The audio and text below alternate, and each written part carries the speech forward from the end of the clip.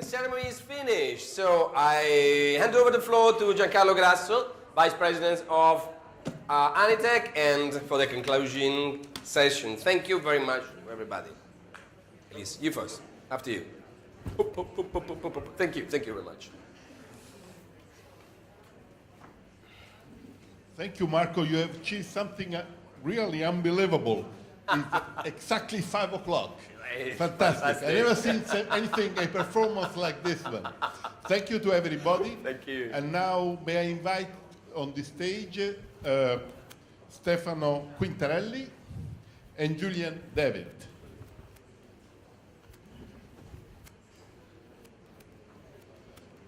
I will right away give the stage to Stefano Quintarelli, who is member of the Italian Parliament, and I'd say particularly devoted and interested in these technologies.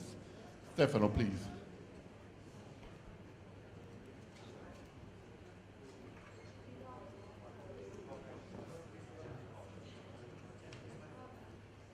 Acceso, ok, perfetto, non vedevo il LED. Okay, I understand I should talk in English, so let's start in English. Thank you very much for having me here, Dr. Grasso, and thanks to all the friends that I found here. It's my pleasure to come here. I prepared some slides. I don't know if we can perhaps show my slides for the occasion. Okay.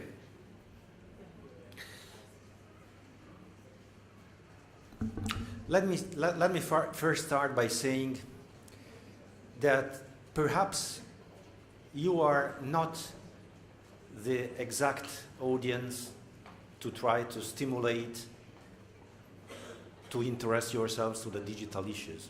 You are already digital citizens.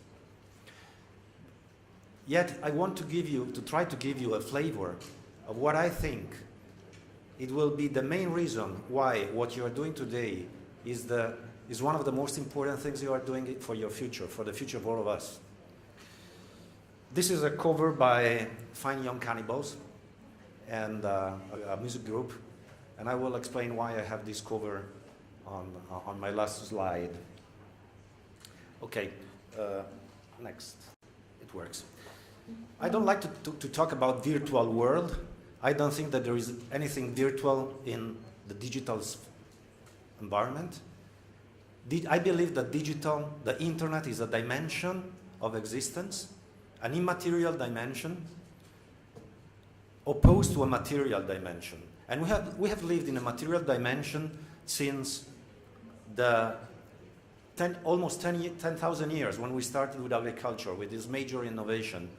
And the immaterial dimension has some rules, which are fairly obvious. I just want to list some of them here. They are so obvious we don't even take notice anymore, but they are the basis for everything: social, economical relationships, justice, law. Producing things costs a lot in the material dimension. Reproducing, duplicating costs a lot. Archiving costs a lot. Transfer costs. Transfer requires time. Manipulation of digital things, of material things, is done by humans. Humans tend to work on working times. Material goods are rival and excludable. Rivals means that either I have something or Laura Bononcini has it, and if a policeman comes and takes it away from us, neither of us has it. The basic of private property lies in the physical properties of the material dimension. On the other hand, and then of course, since Malthus we know of decreasing returns in the material dimension, you first start by cultivating the most productive land, and then you move to least productive. So we have decreasing returns. While when you talk about the immaterial dimension, the rules of the game are completely different, because making costs significantly less. I am an avid Scrabble player, and I don't care if Scrabble is in plastic or it is in material, because I want it for its meaning, not for its form, not for its representation. Duplicating has at zero marginal cost. This is covered by last book from Jeremy Rifkin as well. Archiving has at zero marginal cost. Transfer has at zero marginal cost. But transfer also happens at speed of light. And this implies that the world suddenly becomes a point. Everything is available always everywhere. And that has a lot of implication about competition, about job displacement, and all this kind of stuff. Then, manipulation is done by computers.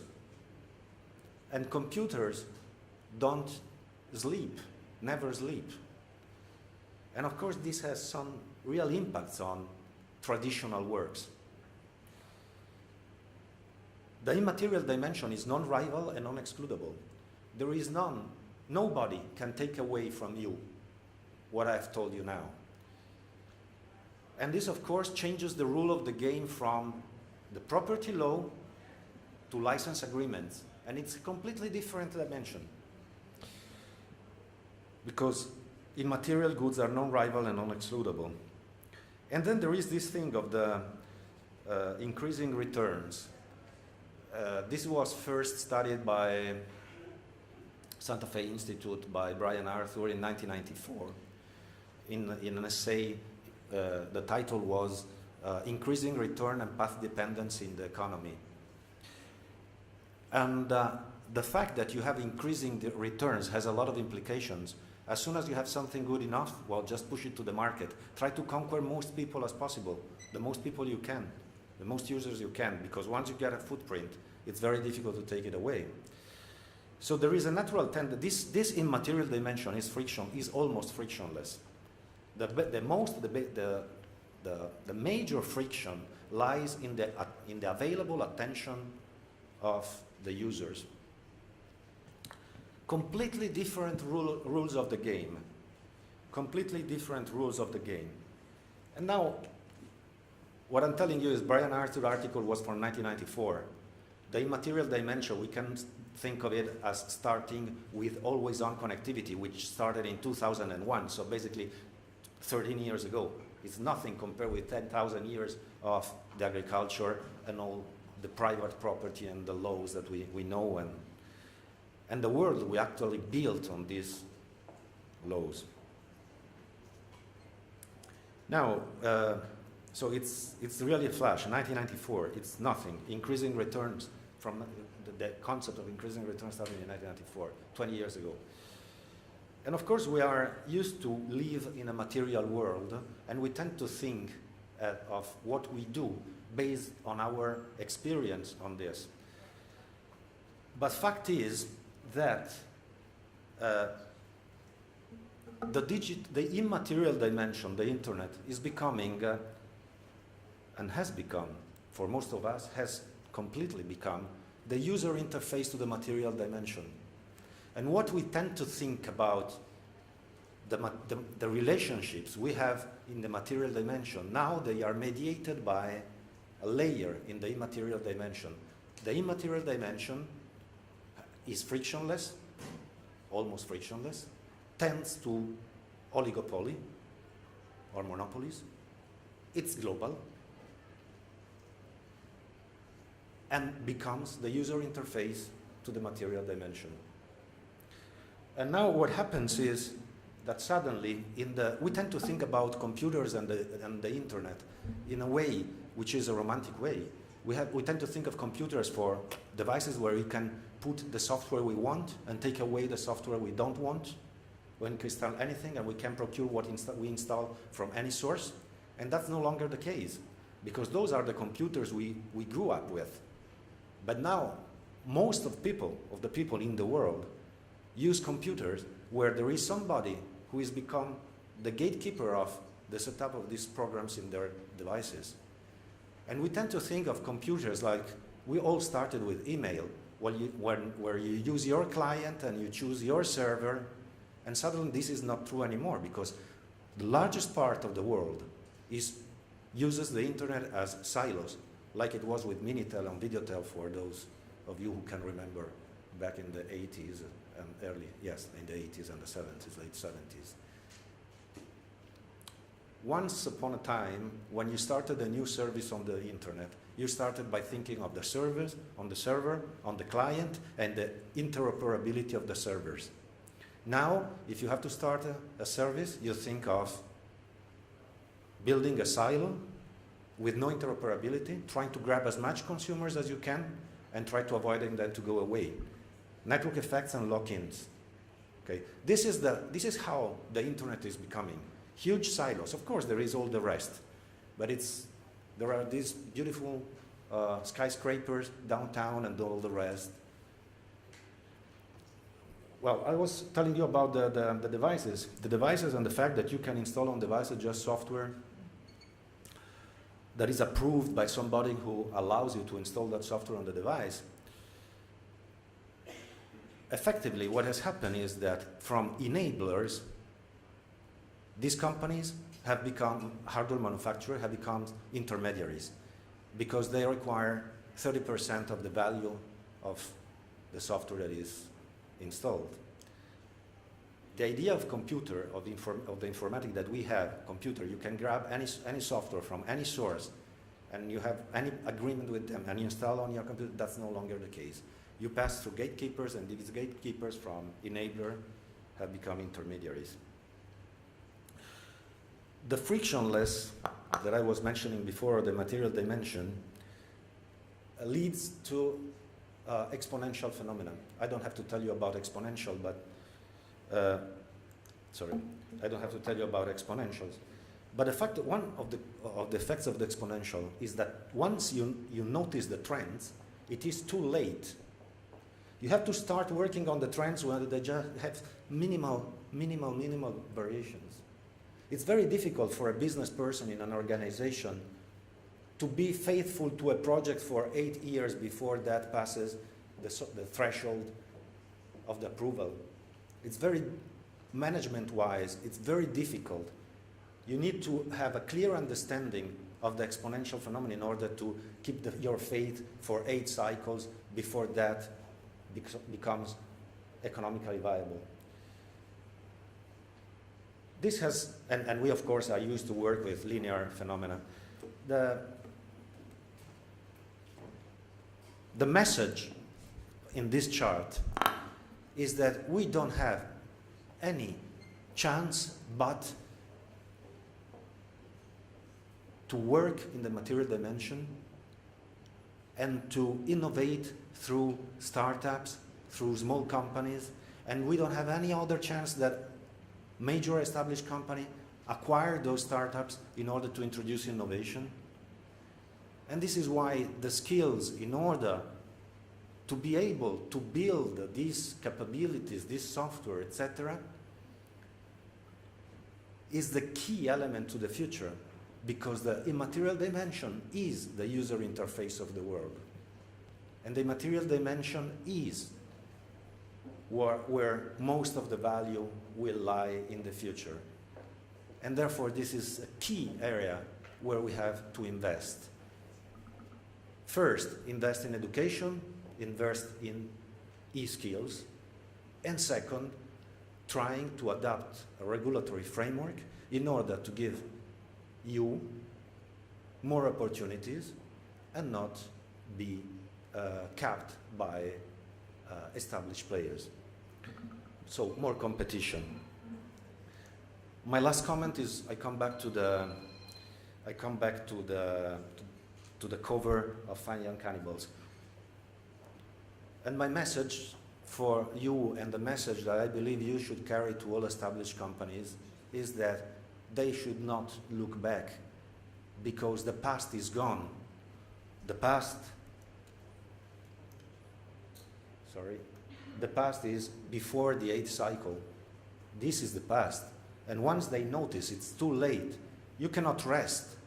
You have to innovate. You have to invest on these skills. Because once you notice it's too late,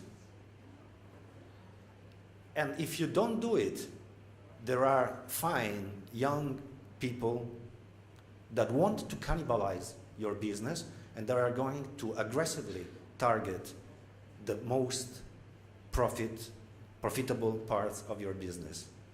So investing in e-skills, it's not a matter of choice, it's a matter of survival for established companies. Thank you very much. Thank you. Thank you so much. I know you have to leave, but we'll have 10 minutes if you can stay. Okay, so at this point I'll give the floor to Julian David, Vice President of Digital Europe, who will try to wrap up and take conclusions of this. Thank you. Julian?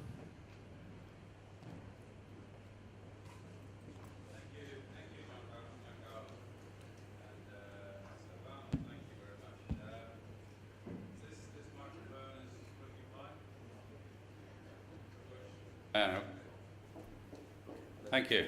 Now it is. Thank you. So, I've learned a lot of things today, one of which is that very popular with Italian commentators and promoters of digital tech, British groups from the 80s and 90s onwards. So we had Radiohead this morning, and Fine Young Cannibals. And I would possibly commend to you, keep looking at the British music scene, and perhaps even check out somebody called Beardy Man.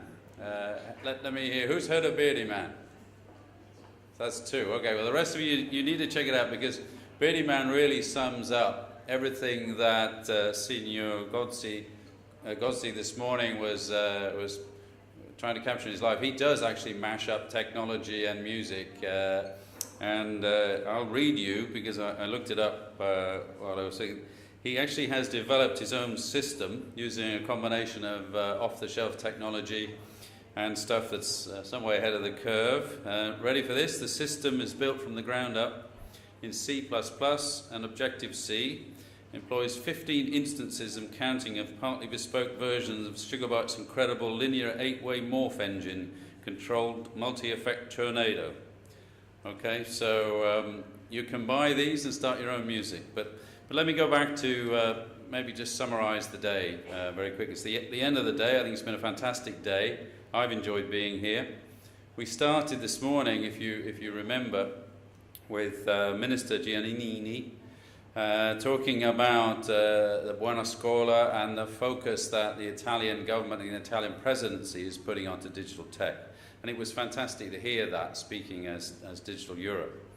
And in particular, the points that struck me were, first of all, the sequence of things that she was focusing on. It's all about training teachers to train people. And I think that's very important and mustn't be forgotten. It's about investing in digital tools in schools, which are focused on two things, coding, but also digital thinking. That's often left out. It's not just about the technical side of this. It's also about changing the way you think about things. A point that Stefano was making very clearly just before me. And it's also about continuous development, and that's a message that we heard later on in the afternoon, message for people of my age, with my hair colour, and that the digital leaders, very much in the session that we heard from JAYE, Caroline leading on that, was that the senior executives that had the chance to meet with these young people to teach them things ended up learning from the young people. And that's a fantastic opportunity. We heard from Minister Pellegrini, who set out the skills shortages and challenges, and picked up on the point that was also made by Minister Giannini, that we need a second language as well as a coding language. And I think that's very important for everybody. And then Signor Gozzi put a real question mark to us, building from things like the success of Digital Venice and saying that, has the EU really done what it said it would do around digital skills in the digital market? And I think his answer was not yet. But we have a choice here. We either surf the tide or we're swept away by the tide. And of all things, we must not be a paranoid android. I don't know if that was suggested to him by iOS or Windows, but anyway. And certainly, he then highlighted, and it was followed on by colleagues from the EU, the scale of the challenge facing us and the opportunity. That the skills gap is rising, but obviously that also represents an opportunity for us to address the employment challenge in the EU and throughout the Western world. Then the next session, we obviously heard more about those statistics, but we also heard something that really struck me. It's not just hard tech skills, it's also soft skills, and mostly about digital thinking again and the way you bring entrepreneurship to the deployment of those skills. The afternoon sessions, obviously, I was dipping in and out, so I didn't get everything in every one, but again, I was very struck on the different ways that education and development and training can be delivered and the various industry initiatives to support that. Why is industry doing that? It's partly because many of us are also parents and want to develop skills in Europe, but of course we need those skills in order to grow our businesses. As I said myself, in the UK, we could grow and deliver a lot more economic success, a lot more jobs, if we could get the skills, and that's true in every country around Europe. And then lastly, we heard quite a bit about the challenge of this being a global industry in a global world. And I don't know about you, but I was very struck, and I would like to leave this as one of my concluding thoughts for you, by the point that was made by the young lady from Huawei. I have also been to Huawei's campus and headquarters in Shenzhen in China, and there are 45,000 people working there. And if you look at the challenge and the opportunity for us, if we don't take it, there are something around 2 billion people or more in the Chinese, Indian, Indonesian and other Asian economies who are busy gaining those skills and applying them in an entrepreneurial way. And my daughter is a performance designer for a theatre company, so traditionally that's been very much about just painting effects and props and costumes and all that kind of thing. But when she graduated in London, about 30% of her fellow graduates were either Chinese or other Asian nationalities, training to learn how to do theatrical stuff. So their ambition is exactly the same as ours. What they want to do is exactly the same as ours in Europe, and they are the people that we have to match and to work with going forward. And the last point I want to leave you with is the encouragement that I took from the awards ceremony. I thought what we saw there is not only is there the opportunity, but we are actually quite good at it. And you saw some fantastic examples, very young people. It's a great pleasure to see someone age 9 from Ireland, very confident and both technically skilled and soft skilled, quite obviously. They do say the Irish have a way with words, and you certainly do, so well done.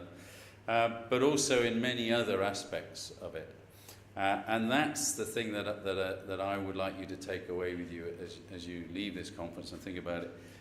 It is about bringing all the skills, all the culture, all the capability into the digital world and taking advantage of all that. And that's really what this eSkills initiative is all about. And that's why Digital Europe is so pleased to have been involved in this conference and also in the whole program. And we certainly expect the Commission to carry on with this. If they don't, then it will be our loss and other people's gain. So on that note, let me say thank you very much for your time. Thank you to all the sponsors. Without the sponsors, these kind of things are very difficult to arrange. And thank you to all of the award winners. Once again, congratulations to you all. And thank you all for your time and patience listening to me, and good luck and a safe trip home. Thank you very much.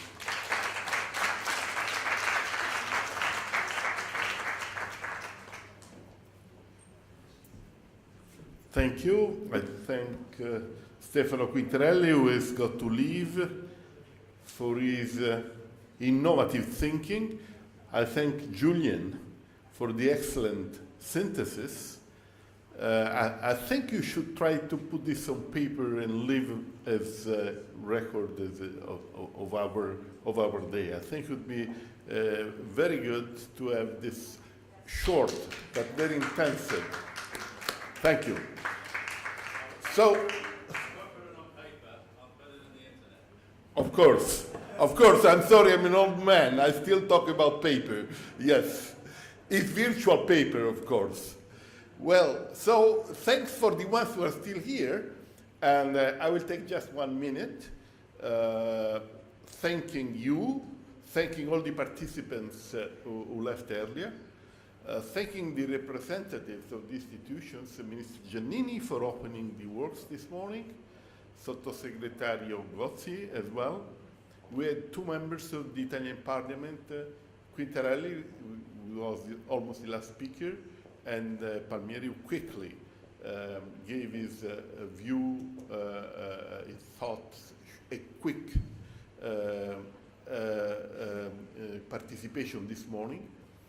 And of course, I want to thank explicitly our sponsors, who were in particular Cisco, Facebook, Google, and Oracle, because thanks to their generosity, we were able to organize this day, which in my view was so successful and so interesting.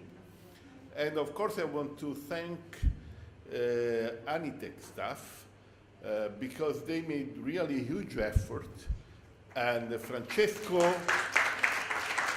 and these girls, I like to mention Barbara, Elena, Rosaria, and the other Elena, I don't know where she's there. Okay, thanks so much.